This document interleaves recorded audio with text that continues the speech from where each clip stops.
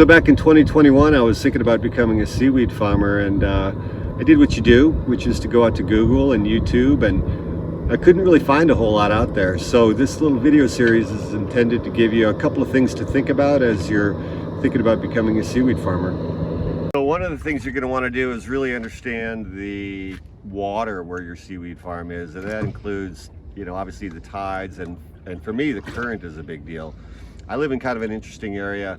I live on an island, and on that side of the island, and what do they call it? They call it the East Channel. It's about 5 miles wide.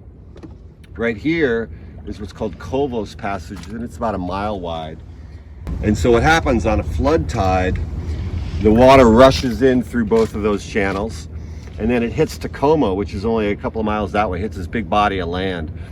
And then that flood tide needs someplace to go, so it curves around, and then it actually goes back up through this Colvos channel. So whereas on a flood tide, the water should be coming in, it's actually going out, which is kind of an interesting thing, that both on the flood and on the ebb, the water is flowing northbound.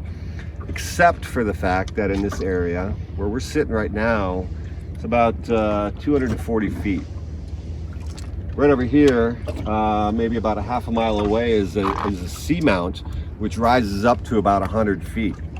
And so you've got all this water that's 200 or so feet deep, and it hits that seamount, and then it's got to have somewhere to go. So it ends up making a sharp right turn and curves around, creates an eddy, and actually starts to flow back the other direction from the rest of the water, right smack dab in the middle of my sea farm.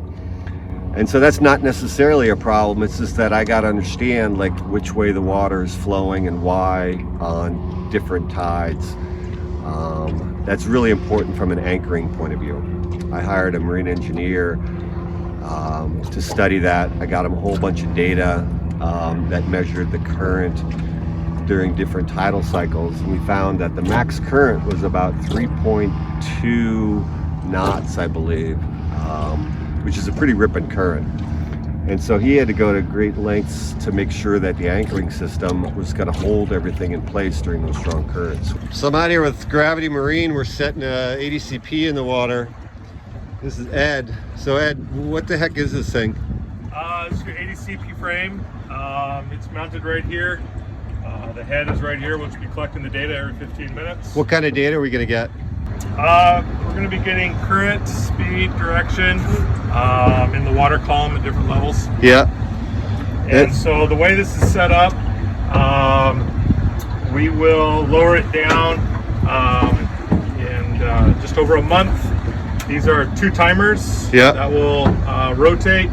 This float will come up with this spectral line attached, and we'll be able to retrieve it. If for some reason that does not work on the deck, we'll put down a drag line, and we'll use a drag to snag that and then lift it back onto the boat. Oh, so in a month, whatever date that was that you said, something's going to release and that orange buoy's going to float to the surface? Correct. This piece here will rotate 180 degrees. Oh, that's cool. Letting this line slip through. We've got 2 of them. Yep.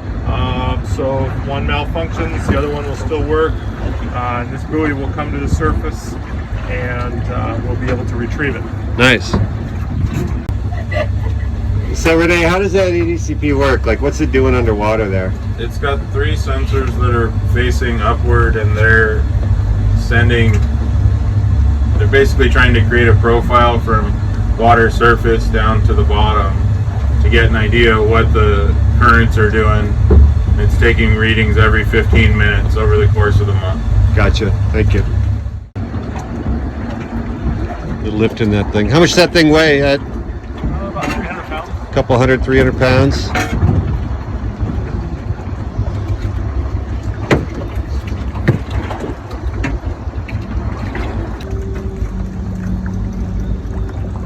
There she goes. See you in a month.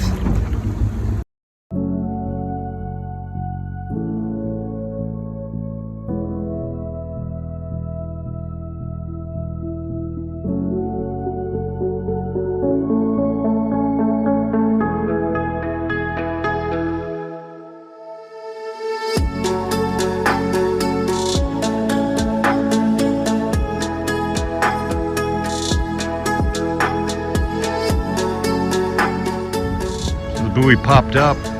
It was down there on the bottom with the ADCP. You can tell by that current behind it that it's really ripping by those waves. It's going about 2.5 knots right now. Here come the guys from Gravity. Guys are going to grab that buoy, pull up the rig. All right, looks like he's got it on the winch, holding up there. All right, what did we call that thing? I think we called it Lucy, didn't we? I don't remember. Got some urchins down there. All right, so we're going to get the data off of there, figure it out. All right, off they go. Going to get that data, send it up to Colin. He's going to plug it into the flux capacitor or whatever he's using to figure out my anchorage. We'll be good to go. So Colin, would you mind introducing yourself? Sure. My name is Colin Wilson. I'm a senior ocean engineer at Dynamic Systems Analysis up in British Columbia. All right. So Colin, I sent you a bunch of data that we captured off of the ADCP, and you sent me a bunch of really cool charts, but to be honest, I'm not really sure what I'm looking at. Can you explain those things to me? Yeah, for sure. So what we've got is the results from the ADCP deployment, or the current measuring device that was deployed at the farm site, or the proposed farm site. And what it does is it measures the local currents in velocity through the water column. So what we're looking at here is a single elevation throughout the water column, and each spot on the chart is a single measurement. So what we're looking at is the direction versus speed in meters per second. So we're seeing a very large surge in current velocity at approximately 140 degrees, which is south-southeast. So Colin, we've got a couple other charts here, and you're showing me some spikes relative to the tide. Can you talk about those? Yeah, so this is that same data. Now, instead of the temporal data points, what we're seeing is the velocity throughout the calendar week.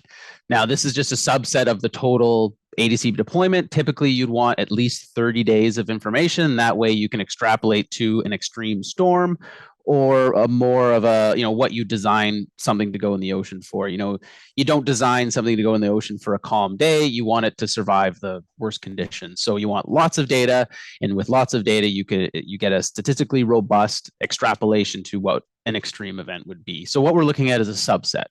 The image below was taken out of the local Washington tidal charts, and that's the tide elevations through the duration of this deployment.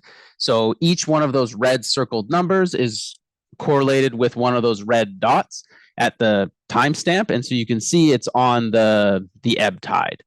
It's the lowering of the water, and that's where you'd see the maximum current. You wouldn't see it at the peak or the trough of the tide. You'd see it in the middle when it's flowing.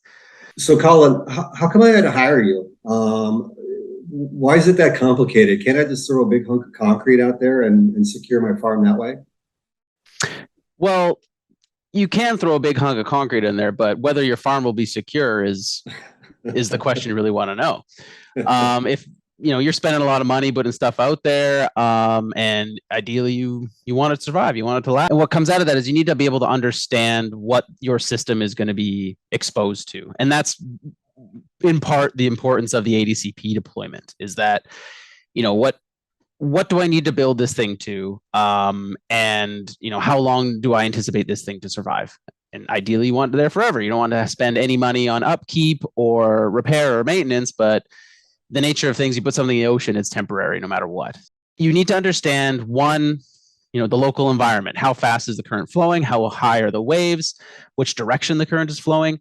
And then from there, you need to establish, okay, what am I going to put in the water? And in this case, it's going to be seaweed. So seaweed has a certain behavior in, fluid flow, and seaweed's tough because it's non-linear. So what happens is that we've got these big long blades, and then it blows into the current and it changes shape. So depending on the velocity of the current, the drag coefficient or the drag behavior of the seaweed will change, and it's not linear. It's not just the surface area reducing. It's actually folding up, becoming maybe a little bit wider at the surface, and then there's a shielding effect going down the lines of the seaweed. So it's not a super intuitive back of the envelope calculation that you need to solve here. So this all needs to be understood. And if you're looking for a a reasonable return on investment, and that's what it kind of comes down to, is you want this thing to succeed, you want this to make money, you want it to survive. And from the behavior of the seaweed, the local environment, what you can do is then determine, okay, what's going to be my holding capacity at the anchor point. Now, would a big hunk of concrete work? Maybe, but it depends on the site. It depends on the bottom substrate. Are you sitting on rocks? Are you sitting in sand? Are you sitting in silt? Will it dig in? These are big questions. And then if not, you start looking at other anchor technology, something with a fluke that'll dig in, or like a steel shank system. And again, it depends on the substrate. So, and that all kind of comes out of the engineering that was done for this site. That's good stuff, Colin. And just for the record, I'm super glad that I hired you. Awesome. So know your water, know the tides, know the current, know the ecosystem, know who's living there. Yeah. What kind of mammals, what kind of shellfish are living in there, what kind of plants. Get out there, spend a lot of time on your boat, know your water.